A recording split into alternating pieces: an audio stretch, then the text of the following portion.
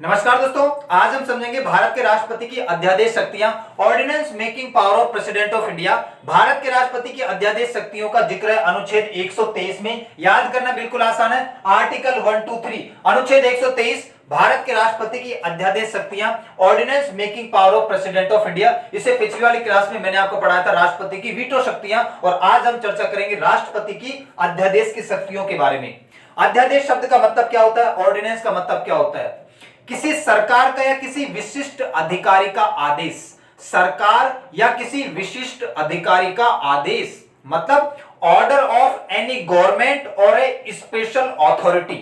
Order of any government or special authority, यह तो किसी सरकार का या किसी विशिष्ट अधिकारी का, बड़े अधिकारी के आदेश को हम ऑर्डिनेंस के नाम से जानते हैं। और ऑर्डिनेंस या अध्यादेश को बोला जाता है अस्थायी कानून, टेम्परेरी लॉ बोला जाता है, अस्थायी कानून बोला जाता है। अब सबसे पहले यह समझते हैं कि अध्यादेश लाने की जरूरत ही क्यों पड़ती है, क्या रीजन है कि अध्यादेश या ऑर्डिनेंस लाए जाते हैं, जबकि हमारे देश में तो राज्यसभा, लोकसभा, पूरी की पूरी संसद काम करती है, आराम से बैठी रहती है। तो फिर अध्यादेश लाने की क्या जरूरत पड़ गई, टेम्परेरी लॉ बनाने की क्या जरूरत पड़ गई? उसके लिए कहीं ना कहीं हमारा ढांचा ही जिम्मेदार है। आप सभी को पता है, इसका रीजन यहां छिपा हुआ है। हमारे देश में 3 प्रकार के सत्र चलते हैं। एक चलता है बजट सत्र। बजट सत्र सबसे बड़ा है, फरवरी से लेकर मई तक चलता है, 4 महीने तक। उसके बाद में 1 महीने की छुट्टी होती है हमारी संसद की। उसके बाद मानसून सत्र आ जाता है। मानसून सेशन में जुलाई, अगस्त, सितंबर 3 महीने तक ये चलता है। उसके बाद फिर 1 महीने की संसद की छुट्टी आ जाती है। उसके बाद आता है शीत या विंटर सेशन। शीत सत्र चलता है नवंबर या दिसंबर को, 2 महीने के आसपास। उसके बाद जनवरी की फिर छुट्टी आ जाती है। तो आप देखो 12 महीने में से 4 महीने ये, 3 महीने ये, 2 महीने ये, 9 महीने तक तो हमारी संसद लगभग काम करती है। और लगभग 3 महीने हमारी संसद काम नहीं करती है। वो 3 महीने हैं जून, अक्टूबर और जनवरी का महीना। ये 3 महीने ऐसे हैं जब हमारी संसद काम नहीं करती है, सत्र नहीं चलता है। सबसे बड़ा सत्र कौन सा माना जाता है? बजट सत्र। दिखाई भी दे रहा है कि 4 महीने चल रहा है, तो सबसे बड़ा सत्र बजट सत्र है। सबसे छोटा सत्र कौन सा है? शीत सत्र, लगभग 2 महीने चलता है। तो छोटे छोटे क्वेश्चन जो आपसे एसएससी में, रेलवे में पूछे जाते हैं आराम से। सबसे बड़ा सत्र बजट सत्र 4 महीने चलता है लगभग। सबसे छोटा सत्र शीत सत्र 2 महीने चलता है लगभग, है ना? कहां से कहां तक चलता है ये भी लिख रखा है।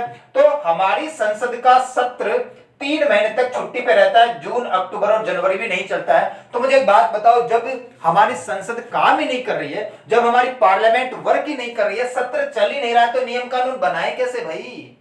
अब नियम कानून कैसे बने जब हमारी संसद चल ही नहीं रही है? तो फिर ये पावर जाती है हमारे राष्ट्रपति के पास कि भाई भारत का राष्ट्रपति नियम कानून बनाएगा। आप सभी को पता है कि जब सत्र नहीं चलता है, सेशन नहीं चलता है, मतलब हमारी पार्लियामेंट के दोनों सदन काम नहीं कर रहे हैं, है ना?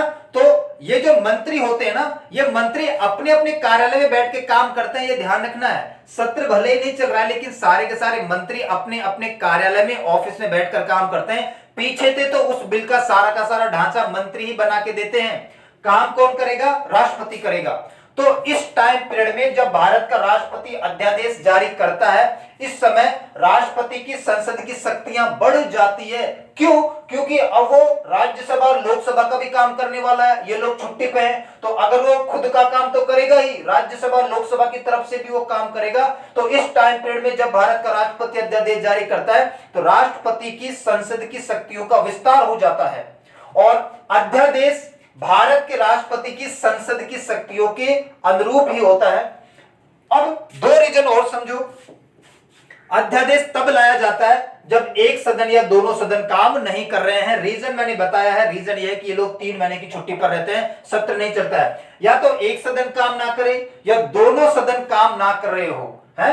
If one session is not in session या both house in not in session, या तो एक सदन काम करे या दोनों सदन काम ना करे। मान लो राज्यसभा और लोकसभा दोनों सदन ही काम नहीं कर रहे हैं, सत्र नहीं चल रहा है, तो उनकी तरफ से फिर नियम कानून कौन बनाएगा? भारत का राष्ट्रपति बनाएगा। किसके पास है अथॉरिटी? भारत के राष्ट्रपति के पास है। दूसरा, एक सदन तो है, एक सदन नहीं है। देखो ऐसा नहीं है कि राज्यसभा लोकसभा एक साथ छुट्टी पे चले जाते हैं, ऐसा नहीं है। मान लो लोकसभा का काम पहले निमट गया, है ना? लोकसभा मान लो 25 अप्रैल को लोकसभा का काम खत्म हो गया, लोकसभा चली गई है, लोकसभा का सत्र नहीं चल रहा है। मान लो राज्यसभा का काम बचा हुआ है, राज्यसभा मौजूद है, लोकसभा तो सत्र नहीं चल रहे, लोकसभा का काम 5 दिन पहले खत्म हो गया है, तो लोकसभा छुट्टी पे चली गई है, सत्र नहीं चल रहा है। राज्यसभा का 2-5 दिन का काम बच रहा है, तो राज्यसभा वो काम करके जाएगी। ऐसा मत समझना कि दोनों एक साथ छुट्टी पर जाएंगे। तो जैसे हमारी लोकसभा है, इसका सत्र नहीं चल रहा है, राज्यसभा है, इसका सत्र चल रहा है, मतलब एक सदन काम कर रहा है, एक सदन काम नहीं कर रहा है। जब एक सदन छुट्टी पर चला गया है तब भी राष्ट्रपति के पास ये पावर है। जैसे मान लो कि लोकसभा छुट्टी पर चली गई है, लोकसभा का सत्र नहीं चल रहा है, तो प्रस्ताव कहां लाया जा सकता है? राज्यसभा में। लोकसभा सत्र नहीं चल रहा है तो प्रस्ताव राज्यसभा में लाया जा सकता है, तो राज्यसभा का काम तो राज्यसभा कर देगी। लोकसभा का सत्र नहीं चल रहा है तो इसका काम कौन करेगा? प्रेसिडेंट करेगा, और खुद का काम तो प्रेसिडेंट कर ही देगा। आराम से अध्यादेश या नियम कानून बनाया जा सकता है। या इसका उल्टा करके देख लो, राज्यसभा का काम थोड़ा पहले खत्म हो गया तो राज्यसभा सत्र से बाहर हो गई है, छुट्टी पर चली गई है, लोकसभा अभी बनी हुई है। मान लो राज्यसभा का सत्र नहीं चल रहा है, लोकसभा का सत्र चल रहा है, तो कोई नियम कानून हम बनाना चाहते हैं इस टाइम पीरियड में, तो प्रस्ताव लोकसभा में लिया भाई, लोकसभा में प्रस्ताव लाए हैं तो लोकसभा से तो यहां पर चल रही है, यहां पे तो आपको आराम से वोटिंग हो जाएगी, बहुमत मिल जाएगा। राज्यसभा का काम अब कौन करेगा? राष्ट्रपति करेगा, और खुद का काम तो करेगा ही। तो कहने का मतलब यह है कि जब भारत की संसद का एक सदन या दोनों सदन जब सत्र में नहीं होते हैं तब अध्यादेश जारी किया जाता है भारत के राष्ट्रपति के द्वारा। ठीक है, आगे बढ़ते हैं। अच्छा, आगे बढ़ने से पहले एक बात और जान लो, जब भारत का राष्ट्रपति अध्यादेश जारी करता है तो उसकी समय सीमा होती है 6 सप्ताह। जब भारत का राष्ट्रपति अध्यादेश जारी करता है तो उसकी समय सीमा हो जाती है 6 सप्ताह तक ये रहेगा। लेकिन जैसे ही भारत के राष्ट्रपति ने पेन चला दिया 6 सप्ताह तक रहेगा। 6 सप्ताह का मतलब क्या हो गया? 6 सप्ताह का मतलब हो गया लगभग 1.5 महीना, लगभग 1.5 महीना हो गया है। तो 1 महीने बाद जैसे ही छुट्टी पूरी होगी 1 महीने की, हमारी संसद वापस से सत्र में लौटेगी। सत्र में संसद लौटने के बाद अगर हमारी संसद इस अध्यादेश को अनुमति दे देती है दोनों सदनों में, तो ये क्या हो जाएगा? 6 महीने इसकी टाइम लिमिट बढ़ जाएगी। हमारी संसद द्वारा सत्र में लौटने के पश्चात अगर इस अध्यादेश को अनुमति दे देती है, दोनों सदनों में पारित हो जाता है, तो इसकी सीमा कितनी हो जाएगी? 6 महीने। तो 6 महीने तो ये और 6 सप्ताह ये, 6 महीने और 6 सप्ताह एक अध्यादेश का अधिकतम कार्यकाल होता है।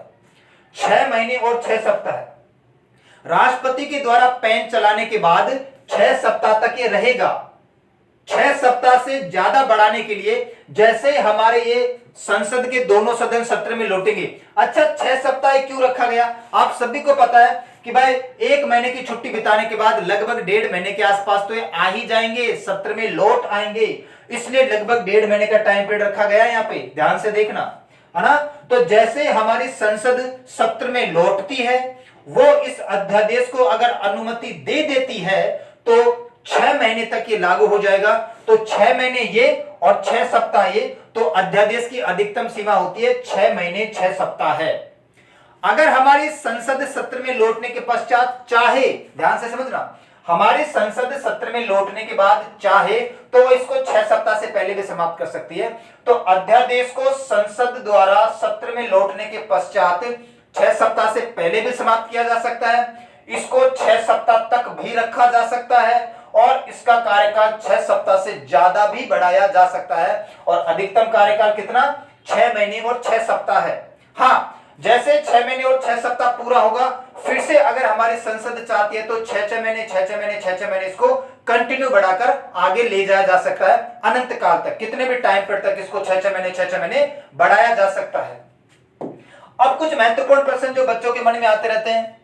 सबसे पहला प्रश्न यह कि न्यायालय में क्वेश्चन किया जा सकता है या नहीं? अध्यादेश न्यायालय में प्रश्न वाचक है या नहीं?